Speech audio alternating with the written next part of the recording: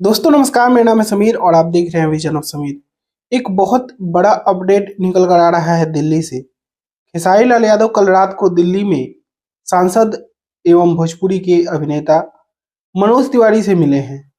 तस्वीरें वायरल हुई हैं। खेसारी लाल यादव अपने पूरे टीम के साथ वहां पहुंचे थे।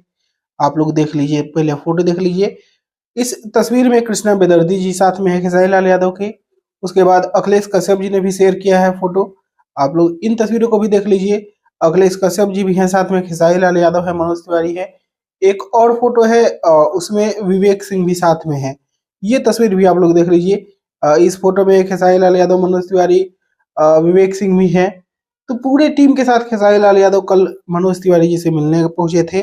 अब बहुत ही संवेदनशील मुद्दों पे बात हुई है। क्या हुई है नहीं हुई है ये मैं पता करके आप लोगों को बताऊंगा। अभी तो बहुत सुबह है, सुबह सुबह वीडियो बना रहा हूँ, केवल फोटो पे ही अपडेट आप लोगों को दे रहा हूँ। क्या बातें हुई है नहीं हुई है आप लोगों को बहुत जल्द बता दूंगा वीडियो में, एक नया वीडियो बना के। बाकी अभी के लिए इस वीडियो में इतना ही। आप लोगों को ये वीडियो कैसा लगा कमेंट बॉक्स में बताइएगा, और इसी के साथ में इस वीडियो को यहीं पे खत्म करता हूँ। मैं मिलूंगा आप लोगों से एक नए वीडियो में।